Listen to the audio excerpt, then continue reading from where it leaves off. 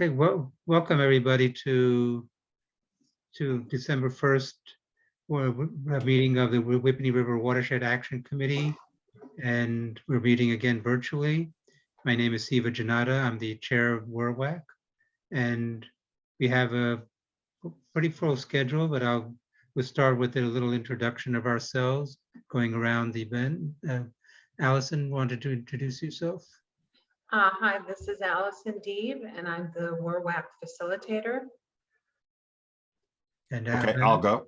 Sure. I'm Larry Gindorf. I am the vice chair of the WRWAC and the county designee for the WRWAC.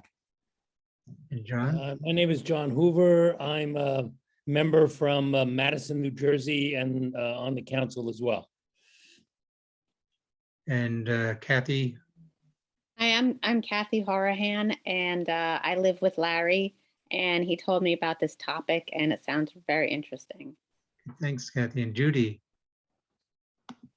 Hi, I'm Judy from Parsippany. I'm on the planning board and on the environmental and green teams. And I'm the representative from Parsippany. I think I said Hey, that. Judy. And Nancy? Hi, I'm Nancy Candia from Rockaway, New Jersey, and I am Jim Reilly's wife. Thanks, Nancy. And Joe, what are you? I just see your name is Joe. You want to introduce yourself or you want to pass? Okay.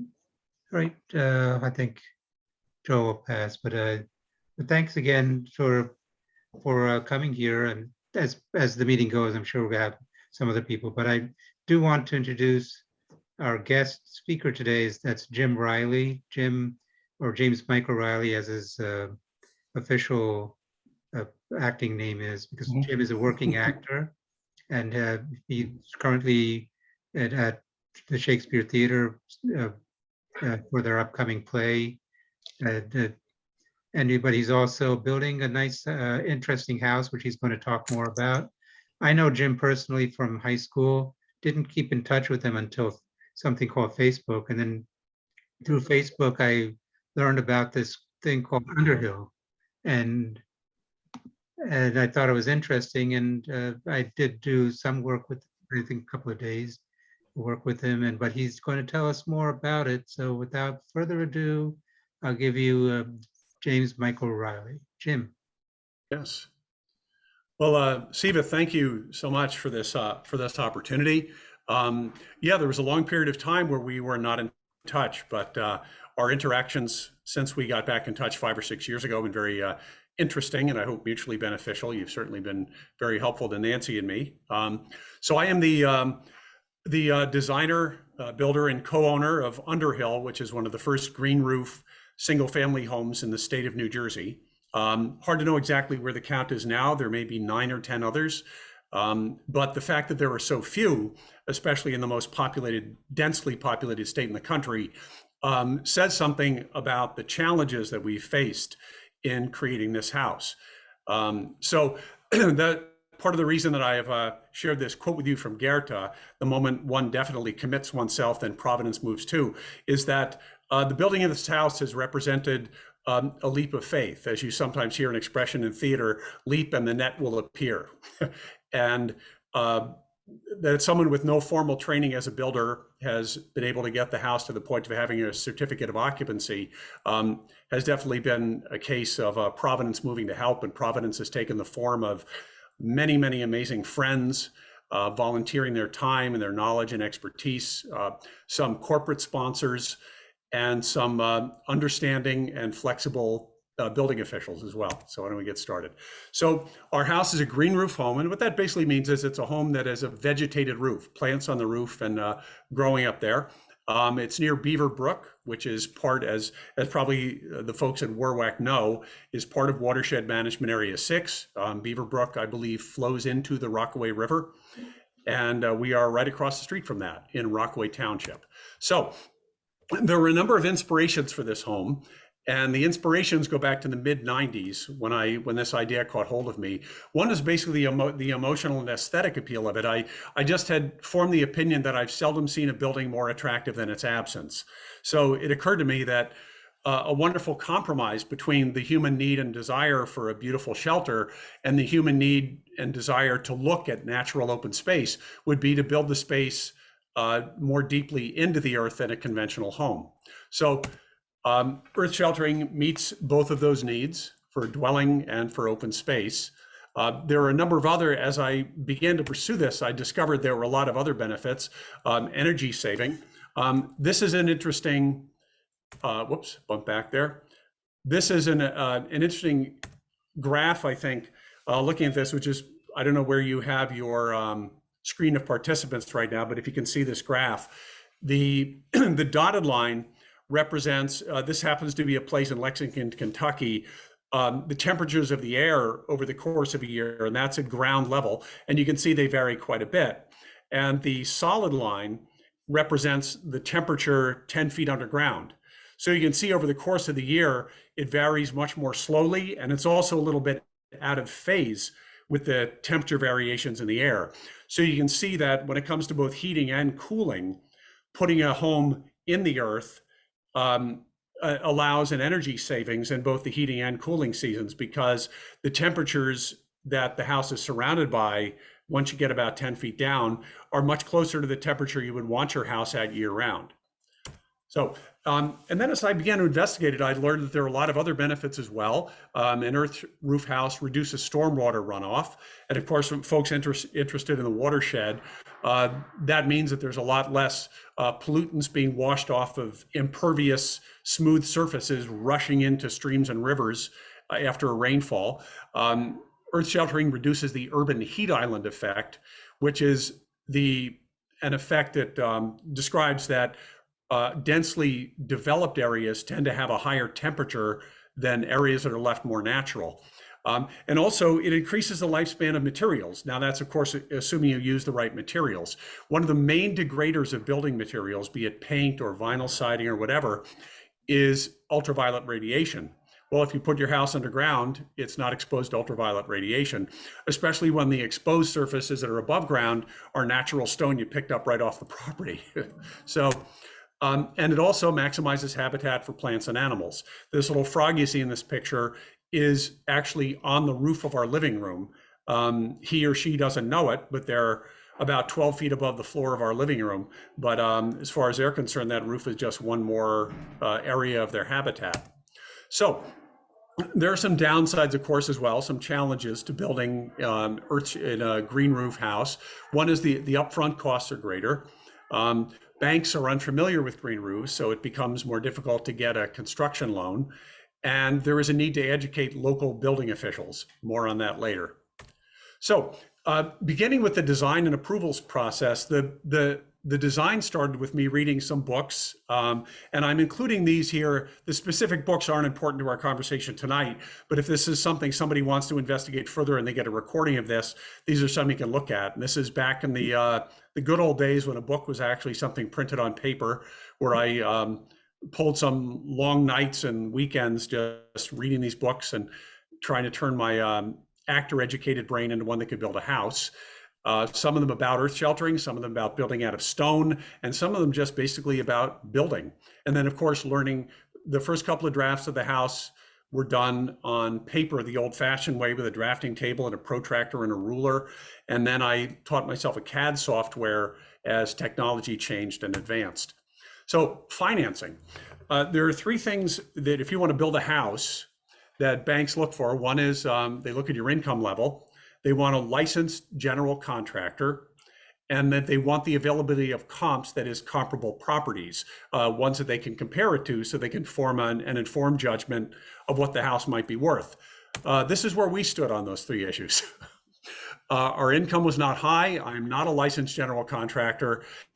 And a very thorough search on my part back in the early 2000s turned up 5 other green roof homes in the entire state, one of which is in Morris County, is in Morris Township, by the way.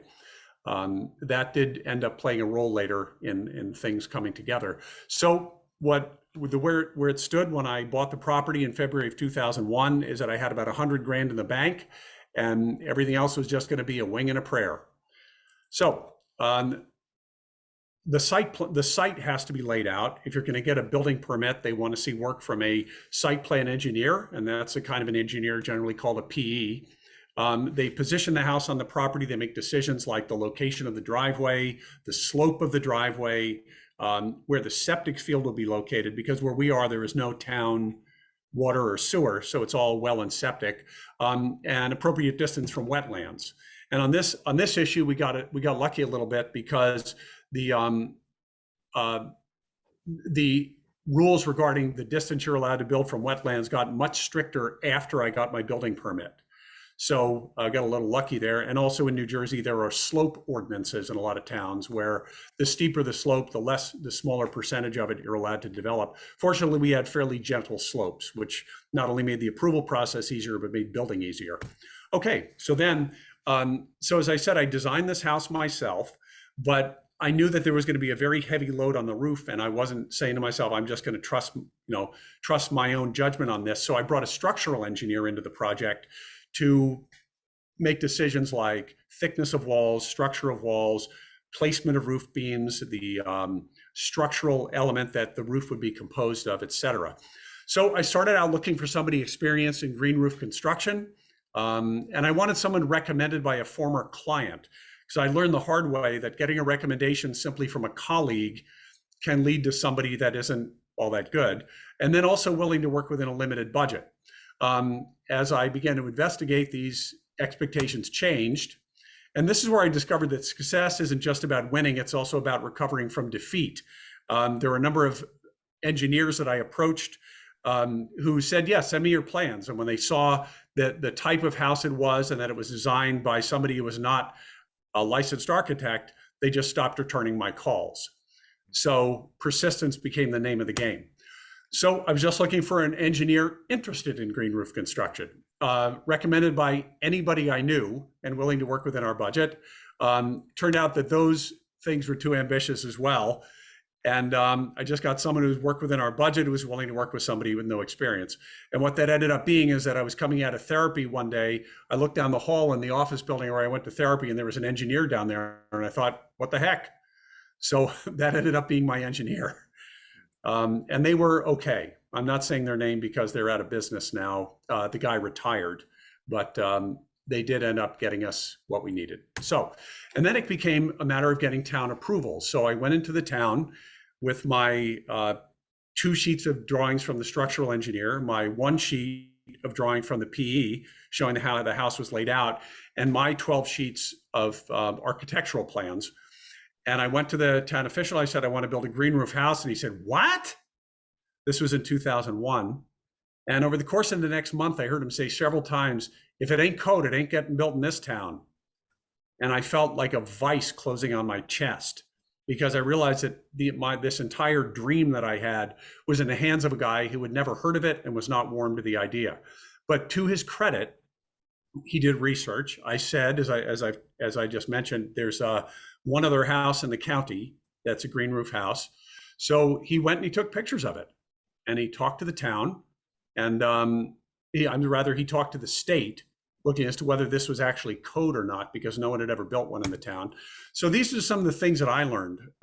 Let your professionals lead the conversation if you're going to do something like that. A licensed engineer, especially one that's done business in the town before, is much likely to persuade them than some total stranger who just has a wacky idea about a house. Offer as many examples as you can of other green roof homes in that state.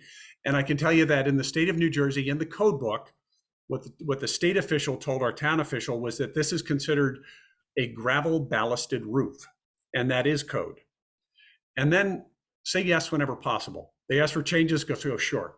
If you're going to give me a building permit, I'll make any little tweaks and changes you ask me for, and I'm not going to argue with you. All right, so once we got approval, which was a very exciting day, I closed on the property in February of 2001. And then the first thing to do was to clear the site. It was a forested, sloping hillside. And so what we decided to do was, in terms of tree clearing, is that I would cut as many trees as I could myself. But in terms of the biggest trees, I would let a pro drop them, just bring them down to the ground, as they say, and then I'd be responsible for cutting them up. And the reason is that tree clearing is actually very dangerous. Some of the 3 industries that have the most injuries are the lumber industry, mining, and commercial fishing. So I let them bring the biggest trees down, and then we just cut them up. Then it was a matter of excavation. And for this, I used a professional. I did not do it myself. Found a company willing to do it. I talked to the guy and I said, I'm building this green roof house. I described it to him and he said, huh, something different. But his attitude was basically good and he was willing to do the work. I was very happy with the work they did. It was actually a company, again, one that, you know, in this long span of time is no longer in business. The guy retired, but they're based right in our town. And so that probably helped in terms of getting cooperation from the town officials, as they already worked with this engineer. But then an intervening step came in that I had not anticipated. We had done test pits at the corners of the property, going down as deep as that bucket you see there could reach, which is about 12 feet straight down. And we just hit soil. Great. Right below where that bucket could reach was bedrock. So we needed to get down about 4 more feet. So that's a rough sketch of the house from the side. So you can see that on your left there, the house slopes down, but in the back, the house sits much more deeply in the ground.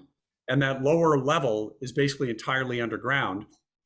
So to get down to the level we needed to be at the bottom of that, we had to do rock splitting. Rock splitting is a specialty business, very expensive. That guy was about $150 an hour. And what they do is they drill holes in the rock with a pneumatic drill. And then he puts these hydraulic devices in, you see there, and cracks those holes open, the result being something that looks like this. Partway through this process, this hydraulic rock splitter came up to me and he said, so I understand you're not afraid of work. And I realized, now, if anybody ever asks you if you're afraid of work, say yes. I said no. And he said, well, you know, you can save a lot of money if you rent the equipment and you do the pneumatic drilling, and then I just come in with my equipment and I split it. That pneumatic rock drilling was the hardest work on the entire project. Deafeningly loud, dirty. The machine got too hot to touch with bare skin.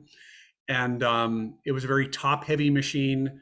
The equipment was expensive to rent. Every one of those holes you see there took about 10 minutes to drill, assuming all the equipment was working properly. And we needed to drill about 600 of them. So that gives you some idea. But eventually we got the rock cleared away and down to the point where we could build the house we intended to build. And then it was a matter of forming and pouring the footings, which is the support for the walls. The house has an unusual ground plan with a lot of curves. So what you see there is the form work for the concrete footings going in. And then here they are the day after we poured them. Several friends helped with that, a day laborer that I hired, and concrete trucks are coming about every 45 minutes pouring concrete into those forms. But we got the work done. And that was a very satisfying day. So there are 2 different kinds of green roofs. One is an extensive green roof. You see one here. I believe I think that's the roof of City Hall in Chicago, which has been a leader in the green roof movement. And an extensive green roof is shallow growing, medium, small plants. So it can be retrofit on an existing roof. It's not especially heavy. But I decided to go for what's called an intensive green roof, which is a much deeper growing medium and bigger plants. So I want everything up to the size of small trees on our roof, which we have a little bit of now, but not that much. But so it requires much heavier construction. So our walls below grade are concrete block. They are reinforced with steel, both vertically and horizontally, and then they're filled solid with concrete. So they're heavy, heavy stuff. And then on top of that, the walls above grade, there's an example of the below grade walls when we got them up close to the completed size, at least for the back of the house. Then the walls above grade are natural stone. So it's mortar and natural stone. Here you're seeing those walls being built inside of formwork, which is useful, especially when you're building straight walls. The house also has a lot of curves, and those had to be free-laid, in other words, laid up by hand. So there's an example of a curved wall. That's the wall of the living room, and that is natural stone, not just stone facing, but actual natural stone that we gathered right up off the property, washed them off, and built walls out of them. So in terms of locally sourced, it couldn't be more locally sourced. Those stones started their life about 65 feet from where they currently sit. Okay, we ended up getting a lot of amazing sponsors over the years, people that we just reached out to and said, do you believe in this kind of construction? Would you like to have your name connected with it? And will you support us? So for example, Kohler donated all of the fixtures for the house, sinks, tub, toilets, valves and faucets. Really, really amazing help to us. Lubrizol makes plastic that goes into pipe, and Charlotte Pipe makes that plastic into all of the supply and the waste pipe that we have in the house. Other ones, Marvin Windows gave us a discount. Zurn is the maker of the PEX tubing that goes into our radiant floor heating system. And some of these other companies gave us discounts and assistance. So we're very, very grateful to them. So the roof, once we got up to that level, is supported by steel I-beams. And here you see them on the day they were delivered. And then they needed a lot of fabricating from me in terms of cutting their ends and drilling holes in them and stuff. And then those were lifted into place by a crane, which was a very expensive one-day rental. And we also had several amazing friends helping us that day rigging it. Nancy, my wife, was one of the riggers, putting the lifting straps around the steel, and so that the crane could then lift it up and deliver it to us as we guided it down onto the walls. Then there it is. You see after our big day installing the roof beams. That was in 2010, shortly after Nancy and I were married, and this became a project with co-builders and co-owners. And then on top of those steel beams rests decking, and that decking is a product called Lock Deck, which is an engineered wood product. It's about a little over 2 inches thick. It goes together tongue and groove like a hardwood floor, and it's extremely strong. And also from the inside, very beautiful. So that's one of the side benefits of this. One of the better decisions our engineer made, and one that I'm grateful for. So then on a vegetated roof, once you've got your structural roof there are a number of things that go into the green roof system. Waterproofing. And what you're seeing there is a liquid applied waterproofing made by a company in South Jersey. This is a New Jersey product. It's called AIM #1, and the manufacturer's name is Andec. And one of the things that I learned from reading and also the hard way from building is that when it comes to waterproofing, failures of waterproofing are not usually the result of failure of materials. They are failures of detailing and application. And having done it myself, I can tell you that that does turn out to be the truth. You leave a little tiny space open in that waterproofing, and that's where water comes through. So then the insulation, there are several different kinds you could use, but we used polyiso. That's polyiso cyanurate rigid foam insulation. So those are rigid foam panels. There's 4 inches of insulation on top of the roof, which is what gives it its energy efficiency, or part of what does. And then the vegetation and the soil itself also plays a role. Imperfections don't matter. Basically, you're burying this stuff and you'll never see it again. And we were able to use that rigid foam insulation because it's very light to build up little ridges and peaks on the roof to give it some contour without adding very much weight. Then on top of that goes a root stop to keep roots from growing down and challenging that waterproofing membrane. In that case, we used tarps. The drainage medium, you can use lightweight drainage mediums, but the cheaper, though heavier alternative is crushed stone. So we have 2 inches of crushed stone everywhere on our roofs, and the drainage has worked very, very well. Then on top of that goes a filter fabric, and that's what keeps the soil on top from sifting down into that drainage medium and having it lose its drainage properties. In 2016, we installed the stone, the filter fabric, and the soil on our main roof. And that was when SIVA came up, gave us 2 wonderful days of volunteer work, very heavy work, in addition to a lot of other wonderful volunteers.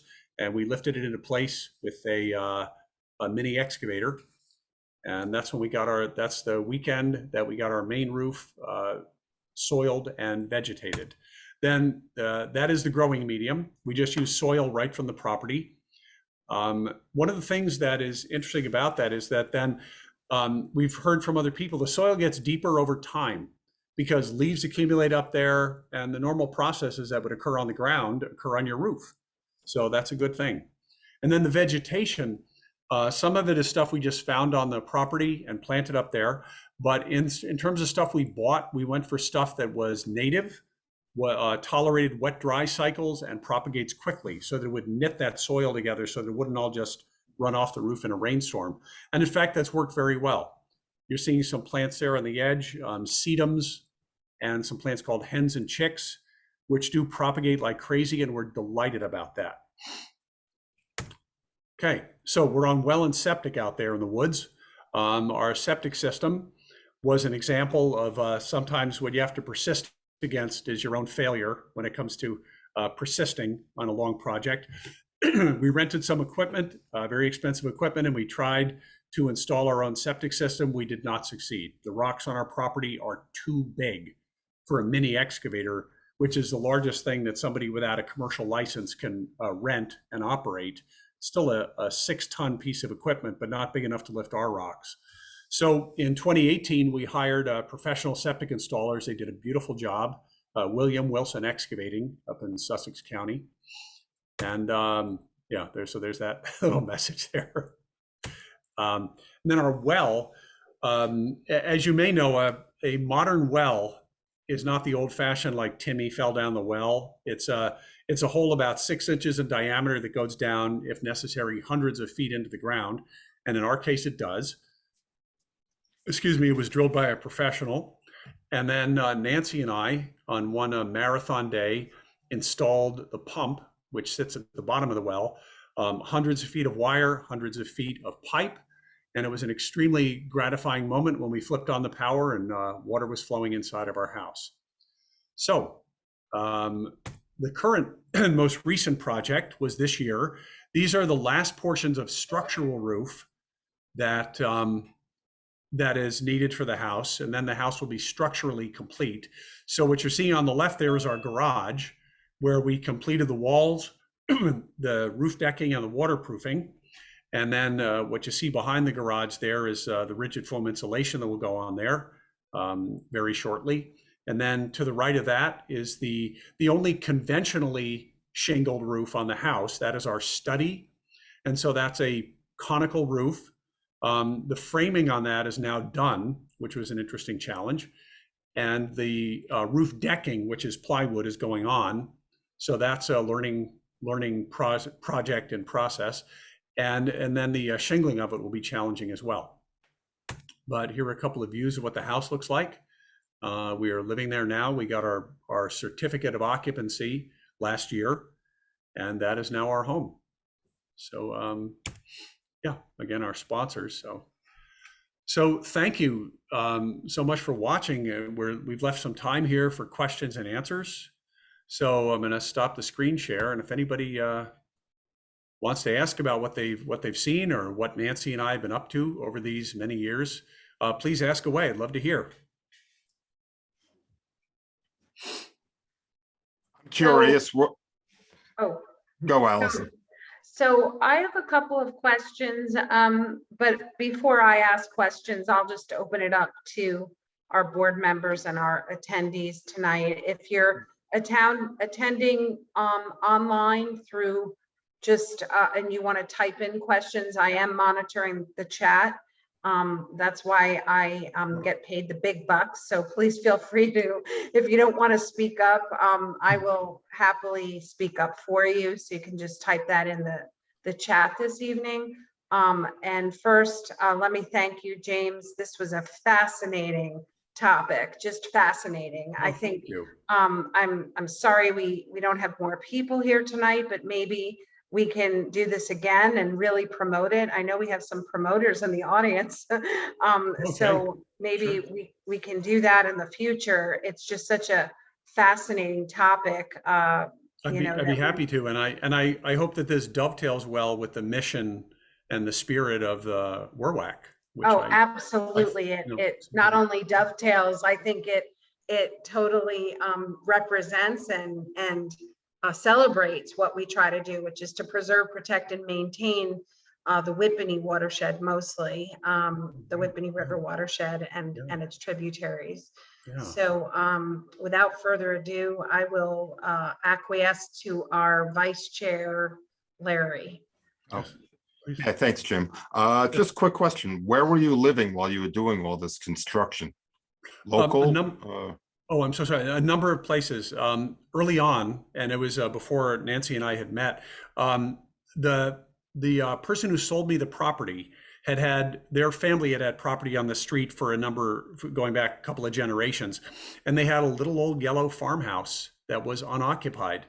So she rented it to me, and it was a 1/10 of a mile down the street from the property. So that was incredibly helpful.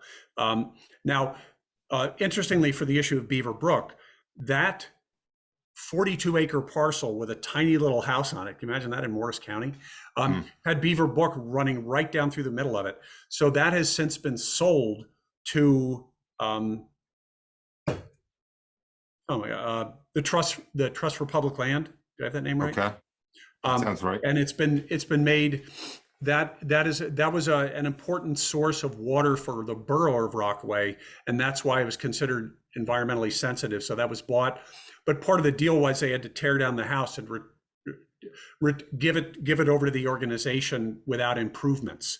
So at that point, we had Nancy and I were married by then. We had to move, so we've lived in various rental properties over that time until we were able to live in our home.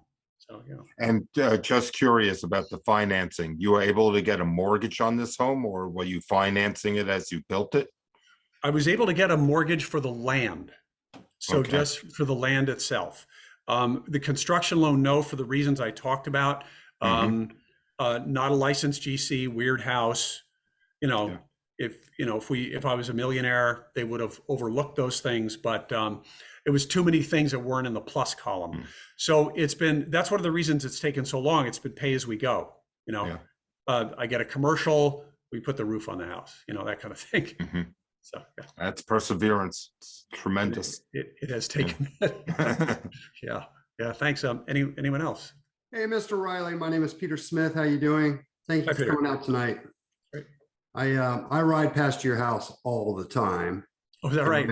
I have on so many occasions wanted to stop and say, hey, you weren't always there. And Sure. the house was intriguing but mysterious because you weren't always there. But Right.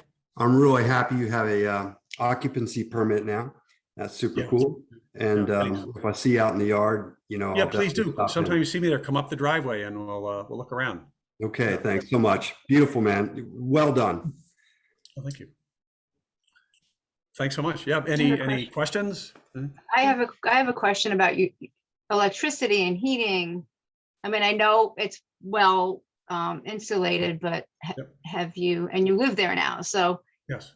what do you do for electricity and Yes, do absolutely. you need heating? We certainly do. Yes. It's an all electric house. So there is the only combustion occurring in the house is in the fireplace. So what we have is radiant floor heating. And part of the inspiration for that was Nancy. It's not something I had thought about. I had toyed with the idea of geothermal heating. Yeah, that was going to be my next question. Yes, yes, and that is something. My impression is that is a good idea because then your system is exchanging heat with 55-degree water underground instead of with cold air in the winter, trying to pull heat out of that cold air. But the upfront costs are greater when you do that. It's basically drilling 2 wells, and so we decided not to do that. But Nancy's observation was that she doesn't like the air from a forced air heating system blowing on her. And it really is very, very nice to have a room heat from the floor up. And that's why we decided to do radiant floor heating. So it's an electric Nice. boiler, but it circulates hot water through tubes under the floors. And there's a company up in Vermont that supports self-installers for this kind of thing. It's called Radiant Tech. So I talked to them, sent them designs of the house. They sent me a proposal. I said yes. And basically what they sent me was a kit, 17 boxes of here, My put God. together a heating system. Yeah. It was an enormous Do it education. yourself. Yeah. Wow. But a lot cheaper than having a professional do it. And we've been able to roll it out in stages, and that's also been useful. But again, something the town inspectors weren't all that familiar with. You know, like the plumbing inspector asked, "Where's such and such a feature?" And then I got back to the company that sold me this. Is like, well, no, that's not a feature of our product. So, but fortunately, I was able to show the inspector the place in their manual that said, you don't need an automatic feed for this system. It just circulates. And then he was able to say, okay, fine, that's approved. Wow. So yeah, Wow. radiant flow. Yeah. That's amazing. Oh, thanks. Thank you. It's challenging. Yeah. Yeah.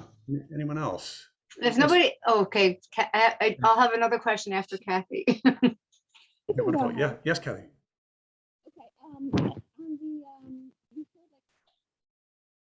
We can't hear you, Kathy. Kathy, we can't hear you. The microphone just messed up. Yeah. I'm so sorry. Hmm. Do you want to can you type it into the chat, or can you adjust It was your weird. audio? There was a little sound, but then we lost it. Yeah. Yeah. While she's setting that up, does anyone else She's on the probably call have a coming. question? Why don't you go, Judy? Yeah, I just had a question about the weight per square foot of your roof. I was just curious as compared to other roofs. Oh. Roofs. I actually don't have a number on that, Yeah. but it's something that went into it's something that went into the engineer's calculations, and somewhere I have the information on that, where there's like live loads and static loads, and there's Right. so they Yeah, take into account snow, the weight of ice. yes, exactly, Yeah. snow, the soil, the crushed stone, and people that are likely to be up there, you know. So that was definitely something that went into all that. But I can certainly say much heavier than a conventional roof, no question. yeah, I mean, I was thinking, the decking is like that thick solid wood, you know. So and it's only Incredible. about 5.5 feet on center between those steel I-beams, so there's not much room for deflection. good. Yeah. Good. Yeah, so challenging in that Thank you. respect. Yeah, sure. Kathy, you want to talk? No? And then she- Yeah. Can you hear me? Hi, Yes. sure can. Okay. I don't know what happened upstairs. When you showed the side view of the house, there was like a room below another. Do you have two levels in the house? And is one like the basement level? It's a split level house. So you come in Oh. that front level where the hill slopes down, and at that point the floor of that level is maybe 2.5 feet below grade. So the grade comes up to just below the windows. In the back of the house, the grade is just below the windows on the second floor. So that back wall is backfilled like 12 or 13 feet. So there is a lower floor that is entirely or almost entirely below grade. And we do have some of what you would consider basement space back there. Our utility room is back there, but excuse me, our living room is on that level too. It's a fairly complicated ground plan, but you can see it's very difficult to point in a with a virtual background. over on this side, that rounded wall I was talking about, that is our living room. And the natural light in that room is a skylight that sits at ground level. So that room does have some natural light. The only major living space that doesn't have natural light is the dining room. So that's where we put the fireplace, so that it would have some warmth and some appeal. Interesting. Yeah. Yeah. Cheryl, you raised your hand. Hi, it's actually Jen O'Neill. I'm using someone else's phone. I Okay. apologize. Okay. So, hi, sorry that I joined a little late. And Jim, thank you so much for such a great presentation. It's fascinating. I also drive by your house all the time, and I always wondered what the heck it was. So now I know. But I have a question. I might have missed a little at the beginning of the presentation, but I know Judy just asked what kind of power sources you had coming to the house. So are you off the grid? Like, where are you getting your electrical supply from? Are you relying on the utility, or is that the whole point of the house? Are you off the grid? Okay, yes. Cheryl, thank you. I didn't understand every word of that, Yeah, but as I understand it, you're asking, are we off the grid? Where do we get our electricity from?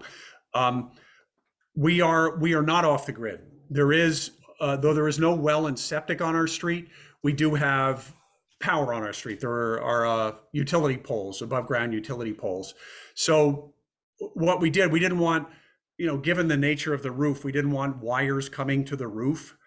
So the electric utility had us sign a thing where we gave them permission to place one of their poles on our property. So power comes off the street to a smaller pole that's close to our driveway that's on our property, but it belongs to JCP&L. And then the power runs down a conduit on the side of that pole and runs underground to the house, to the main panel. So we are on the grid. We continue to be excited by the hope that in the future we'll be able to have some means of generating electricity ourselves on the property. As you can see, we're surrounded by trees, so it's not a great place for solar. It's not to say we couldn't do it, but there are companies that want to put solar on your house and then you sell the rest of the power back to the power grid and stuff. We talk to them, they call us up on Google Earth and they go, no, too many trees, no. So, yeah, but as solar panels continue to get better, that may change. We have considered, could we have some sort of little wind turbine on the property? And we would love to, this is an idea of Nancy's that I think is just brilliant, talking about killing two birds with one stone. We would like to have an exercise bike that generates electricity and that sends the power to a battery, like to a Tesla Powerwall, so that we would have an incentive to exercise because it would literally save us money. So. Yeah, I think Ed Begley Jr. was doing that like 10 years ago. Powered his toaster or something. He still does it. So sorry, I didn't catch all that. I know you said somebody was doing that years ago. Ed Begley Jr., the actor. Oh, right. Yes. Yeah. Yes, he's very well known for reducing his electrical footprint, his carbon footprint, and his household waste footprint to just about nothing. Yeah, right. As well as Gilligan on Gilligan's Island. Is that, yes, right. If he's not that's right. If we could just make everything in the house out of fake bamboo like they did on Gilligan's Island, we would save so much money. Anyone else? I have a question. What do you think about the longevity of that water barrier, that black barrier you had right above the wood? That seems so concerning that it's like, hey, if you spring a leak in it, like you were talking about, how do you get to it over time? So what's the expected life on that? Oh, go ahead. The lifespan is the lifespan of properly installed is decades. The couple of leaks that we have had that I've had to go up there and repair, it is a pain. You got to excavate. Yeah. But as I said, I don't think it's a failure of the material.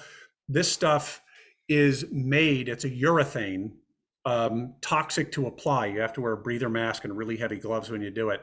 Is intended for like say they put a park on top of a parking garage.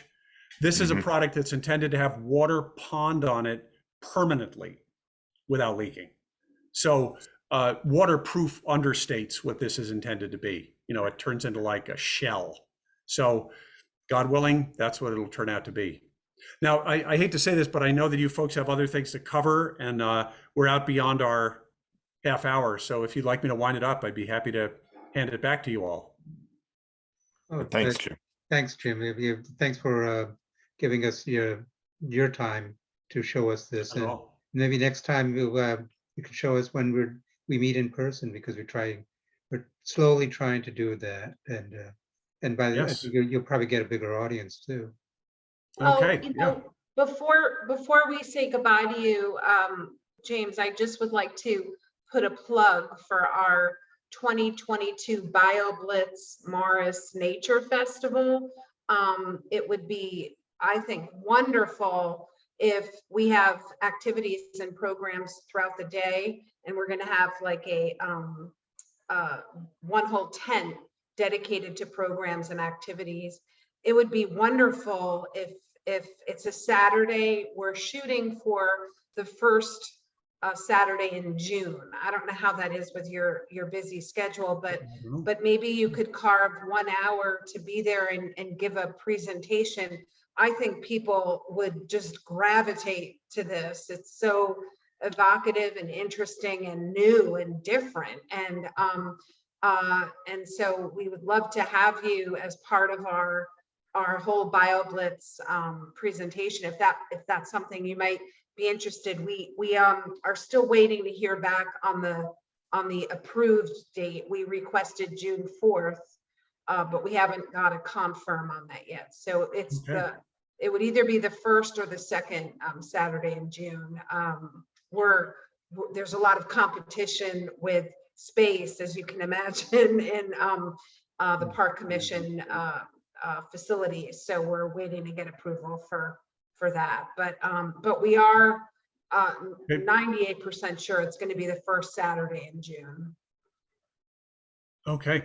Please do keep me in the loop. I'd be very interested. I have no idea what my schedule is that far out. Okay. But Yeah. you know, I think the work you folks do is valuable and wonderful. And yeah, I'd love to, you know, dovetail back into. So yeah, keep me in the Once loop. you get about that. Nancy to do yoga again, right? Yeah. And Yes, before right. before you head out, we do have a couple of questions in the chat on how someone could get in touch with you. Do you either want to type in to the chat your email and best way for some of our members to get in touch with you if they have any further questions? Yeah, sure. Yeah. Okay. Also, you can contact them through buildunderhill.com. That's true. The site needs a little updating, but Yeah. yes, you can. Yeah. But I have one question from a watershed management perspective, if you have time, and if it's all right, pleases with the board that we go over just a tad. But one question I had was, when you built the house and you were disturbing the earth a little bit, you know, in the soil, sure. how did that go with the you know, from a watershed management standpoint? How did you stabilize the earth after kind of removing the shrubbery and the trees and everything like that, so that it was stable? Yes, I believe at that time it was 100-foot setback from wetlands, and that those setback rules will cross streets. So there's no wetlands on our side, but Beaver Brook is right across the street. So those things were considerations. One of the things is they require you to put up silt fencing. It's something you see at construction sites sometimes when you disturb the earth, to make sure that you don't, that if you dig everything up and then there's a heavy rain, it's not just a flood of mud into all the streams and rivers. So that's one thing that I recall that we had to do right away, is put up silt fencing. And I can remember the day when actually a director friend of mine, Joe Disher, came up, and he and I and somebody else were hammering in silt fencing to, and that's a stream protection thing. Another thing is to keep soil from going out onto the roadways, because then of course the next time it rains, it ends up in the streams. They require I forget what they call it, but basically big crushed stone for the bottom 25 feet of the driveway. So the idea being that that's likely to knock the mud off of the wheels of construction vehicles as they enter the roadway. Those are the two things that I remember right now. And there may be others, but that was back in 2001. So. And I guess the last question, just to wrap up, that I had was, do you have plans to do inside tours of the house where we could see like the interior and, you know, the running water and I mean, it's just it's so innovative. And it reminds me of like some of the homes, like you see Frank Lloyd Wright, or some of his homes that are Congratulations. designed with so architecturally, with being so close to the earth, you know. And yeah, Yeah, I realize that my presentation didn't look at that very much. And yes, there absolutely will be a time when we'll like to. I'll just tell you briefly that one of the ways that we got to our building permit when we did is that the construction official came with the idea that we create something that meets the minimum requirements of a dwelling within this larger structure that we don't have the money to finish the inside of yet. So what we have basically is a 1-bedroom house with a large amount of unheated storage. So it meets all the requirements of a dwelling, but it doesn't meet all the requirements of a 4-bedroom dwelling, which is a 3-bedroom, which is what this will ultimately be. So, but yes, yeah, we'd be happy to show it to people. Yeah. Yeah. Thank you again. All right. Thank you so much. And thank you for the work that you all do. Thanks, Jim. Okay. Bye-bye. Yeah. Bye. Bye. Okay.